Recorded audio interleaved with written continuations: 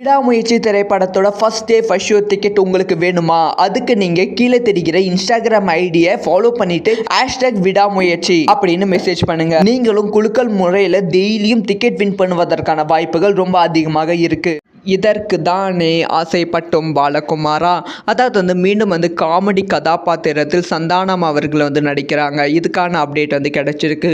அதாவது சந்தானம் அவர்கள் இதுக்கு முன்பு வரைக்குமே காமெடி கதாபாத்திரத்தில் பட்டையை கிளப்பிட்டு இருந்தாலுமே சமீப காலமாக நான் காமெடி திரைப்படங்கள் நடிக்க மாட்டேன், நான் நடித்தால் ஹீரோவாக மட்டுமே நடிப்பேன் அப்படி சொல்லி பல திரைப்படங்களை ஹீரோவாக நடிக்கிறாங்க. ஆனால் ஒரு 4 திரைப்படம் ரிலீஸ் ஆகுதுன்னா அது ஒரு திரைப்படம் தான் மக்களை சிரிக்க வைத்து மிகப்பெரிய வெற்றி திரைப்படம் அமைந்திருக்கு.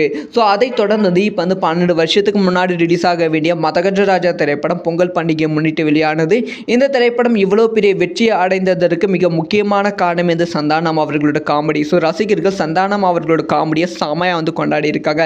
மீண்டும் சந்தானம் அவர்கள் காமெடி கதாபாத்திரத்தில் அப்படி இல்லைன்னா செகண்ட் ஹீரோ கதாபாத்திரத்தில் நடித்தாலே போதும், ஒரு பெரிய மார்க்கெட் வச்சிருப்பாங்க அப்படின்னு சொல்லி பயங்கரமாக அந்த எக்ஸைட்மெண்ட்டில் கூப்பிடுறாங்க சந்தானத்தை. ஆல்ரெடி சந்தானம் அவர்கள் ஒரு ப்ராஜெக்டில் சைன் பண்ணியிருந்தாங்க, அதாவது second hero project. So Arya அவர்கள் அந்த ப்ராஜெக்டில் நடிக்கிற மாதிரி இருந்துச்சு. ஆனால் இப்போ ஆர்யா அவர்கள் நடிக்கலையாம். ஸோ அந்த ப்ராஜெக்டில் ஜெயம் ரவி அவர்கள் ஹீரோ கதாபாத்திரத்தில் நடிக்கிறாங்க. ஸோ ஹீரோ கூட சந்தானம் அவர்கள் நடிக்கிறாங்க அப்படிங்கிற செய்தி உறுதியாகி இருக்கு. அதையும் தொடர்ந்தது மீண்டும் விஷால் கூட ஒரு திரைப்படத்தில் சந்தானம் அவர்கள் செகண்ட் ஹீரோ கதாபாத்திரத்தில் நடிக்கிறாங்களாம். இது காமெடி ரோல் கிடையாது, செகண்ட் ஹீரோ கதாபாத்திரம். அதனால் மீண்டுமே சந்தானம் அதுக்கப்புறம் பெரிய ஹீரோ காம்பினேஷனில் பல திரைப்படங்களை பார்த்து செம்மையாக என்ஜாய் பண்ண போகிறோம். இந்த ஒரு விஷயத்தை பற்றி உங்களோட ஒப்பீனியன்